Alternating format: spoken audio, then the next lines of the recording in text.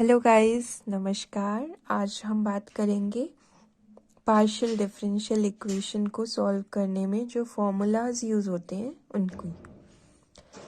Partial differential equation कैसे solve करना है ये मैं ऑलरेडी बता चुकी हूँ, जिसकी काफ़ी वीडियोस मैंने अपलोड किए हैं। आप चाहें तो प्लेलिस्ट में जाके चेकआउट कर सकते हैं।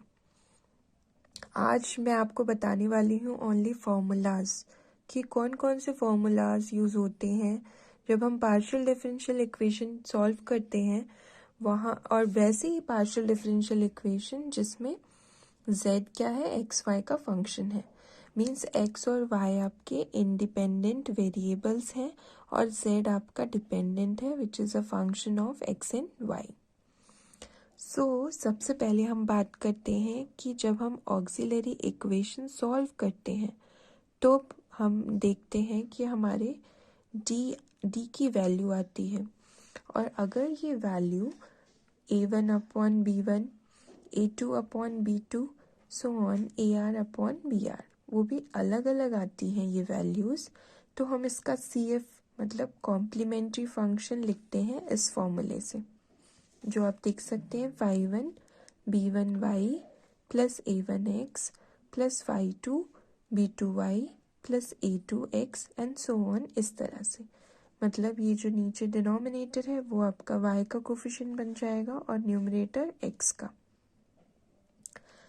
और अगर आपकी d की वैल्यूज़ a/b हैं और अगर हमारे रूट्स रिपीट हो रहे हैं बार बार, मीन्स a/b, इस टाइप से हमारे रूट्स हैं, तो हमारा CF ऐसा होगा। ये वैल्यूज़ तो सेम रहेंगी, फंक्शन phi1 phi2 हो जाएगा और by प्लस ax ही रहेगा, और यहाँ पर x का मल्टीप्लिकेशन हो रहा है। अगर 2 बार रिपीट हो रहा है तो इतना ही होगा, 3 बार रिपीट हो रहा है एक ही वैल्यू तो यहाँ पर x स्क्वायर हो जाएगा और phi3 एक नया फंक्शन लेना पड़ेगा। ये m बार है इसलिए यहाँ पर x to the power m-1 आएगा और ये phi m by plus ax। अब हम बात करते हैं कि ये जो इक्वेशन होती है वो कुछ इस टाइप से होती है। जो हम पार्शियल डिफरेंशियल इक्वेशन सॉल्व करते हैं वो इस टाइप से होती है। f of d dash into z equals to f of x y. यहाँ पर जो आपका फंक्शन होगा वो एक्स वाई के फॉर्म में रहता है, ये डी डैश के फॉर्म में रहता है और जेड का प्रोडक्ट रहता है। तब पी निकालने के लिए ये दोनों फॉर्मूलाज CF के लिए हैं, और हमारा पी निकालने के लिए आपको क्या करना है, 1/f d dash into f of x y करना है। अब पी निकालने के लिए ये तो फॉर्मूला है, इस तरह से लिखना होता है। देन इसको आगे सॉल्व करने के लिए हमारे पास कुछ लिस्ट ऑफ फॉर्मूलाज है जिसको हम देखेंगे। उसके पहले आपको बता दें कि ये d क्या है, यहाँ पर del z upon del x है, या फिर कहें डेल अपॉन डेल एक्स, इसको p भी कहते हैं। और d डैश क्या है, डेल अपॉन डेल y के रिस्पेक्ट में पार्शियल डेरिवेटिव, और डेल d स्क्वायर हो जाएगा del square z upon del x square. d into d dash क्या होता है, del square upon del x del y, और d डैश स्क्वायर होता है del square z upon del y square. Auxiliary equation आपको बताया था CF निकालने के पहले लिखना होता है, तो only you have to take this capital F d dash equal to 0। अब हम बात कर लेते हैं कौन कौन से फॉर्मूलाज हैं पी निकालने के लिए। ये है लिस्ट। सबसे पहले बात कर लेते हैं साइन। अगर आपका f ऑफ एक्स वाई, ठीक है, पी का जनरल फॉर्मूला क्या था, 1/f d dash into f of x y. ये चीज़ डिपेंडेंट, इस पे डिपेंड करता है पी का फॉर्मूला, और साथ साथ इस पे भी।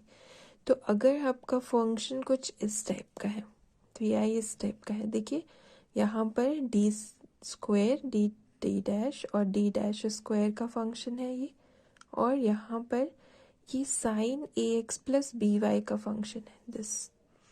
तब आपको क्या करना है, ये जो a है ये ए, इसका स्क्वायर करके माइनस लगा के डी स्क्वायर की जगह लिखना है। डी स्क्वायर किससे रिप्लेस करना है? माइनस ए स्क्वायर से।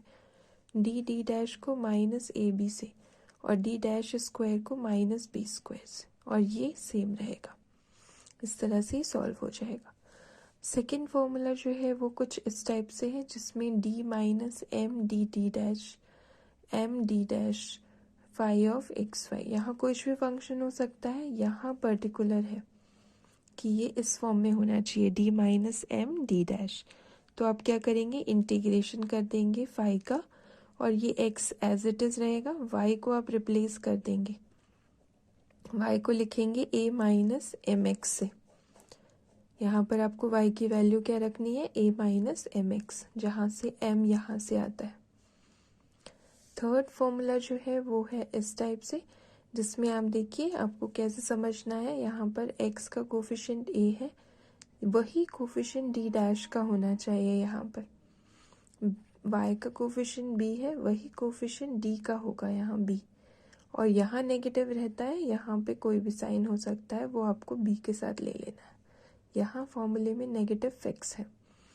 तब ये अगर इस टाइप का कुछ फंक्शन है तो आप ये वैल्यू रखेंगे, x to the power n, n यहाँ से आ रहा है, b to the power n, b क्या है? y का coefficient, n factorial phi of ax plus by। Then fourth formula ये है, जिसमें आपका प्रोडक्ट ऑफ टू फंक्शंस होगा एफ एक्स वाई, जिसमें कि एक तो ये इस टाइप का फंक्शन फिक्स होना चाहिए, e to the power ax plus by।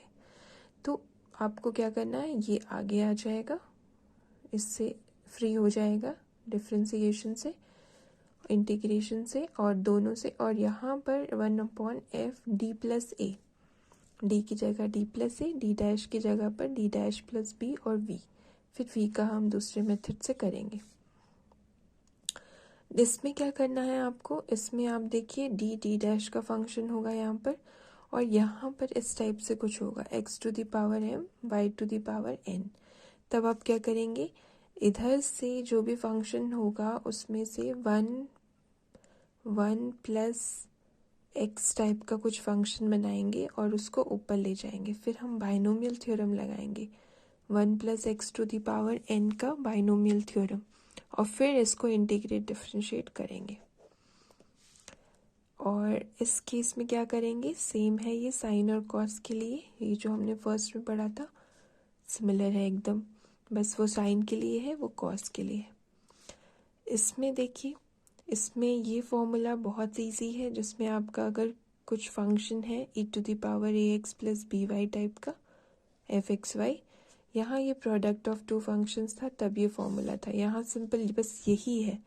तो आप क्या करेंगे? d की जगह a वैल्यू रख देंगे और d डैश की जगह b, और ये सॉल्व हो जाएगा।